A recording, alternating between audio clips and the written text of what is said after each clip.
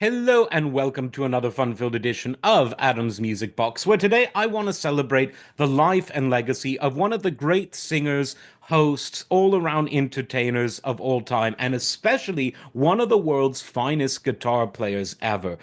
I mean, he's up there with your McLaughlins, your Van Halens, your Trowers, your Claptons. I would put him up there with the best of the best. And this is Glen Campbell, an amazing talent. And I have him pictured here with one of my favorite songwriters of all time, the great Jimmy Webb. Because Jimmy was a great songwriter, no matter who he wrote for. And Glen Campbell was a wonderful singer and guitarist and all around musician, no matter who he played with and for.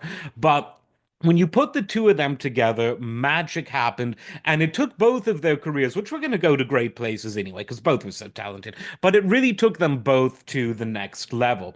Now, they recorded a lot of different songs together, including By the Time I Get to Phoenix, a song that was originally performed by another great singer that I love, Johnny Rivers, but it was when it was performed by Glen Campbell that it really became a stratospheric hit that then everyone and their mother and brother wanted to perform on their own records, and they most certainly did. And that was the beginning of a very long, a lifelong, and very productive collaborative relationship. One of my very favorite songs that came out of this duo was Galveston, a beautiful song with a subtle but poignant anti-war. This is the Vietnam era message, and that was the song Galveston, originally performed in a very different manner by Hawaii's own Don Ho, but it was the Glen Campbell version that once again propelled it. And then, of course, there was the song written for Glen, Wichita Lineman, which some consider the best song of all time. And Jimmy actually tells a very interesting story about how Glen had this huge console organ in his house that had this wonderful sort of chiming bell song. And at around 1 in the morning, they decided we need this song on the album.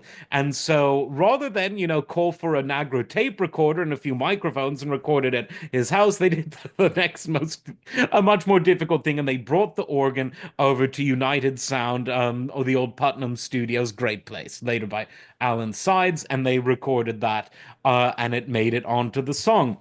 Another one of my favorites, Where's the Playground Susie? Such a sad song that really pulls on your heartstrings.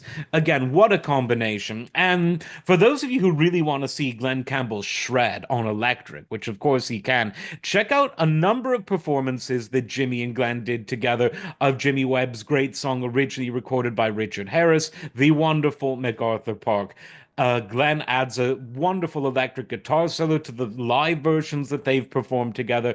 It is just magic. So definitely check out all of their wonderful collaborations because there are so many songs that they did together, including right up into, into the 20th century. It just 21st century, I should say. It goes on and on.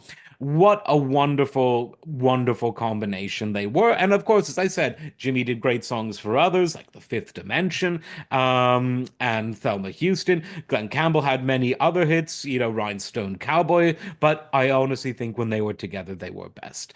Like, subscribe, and we'll see you next time. Take care.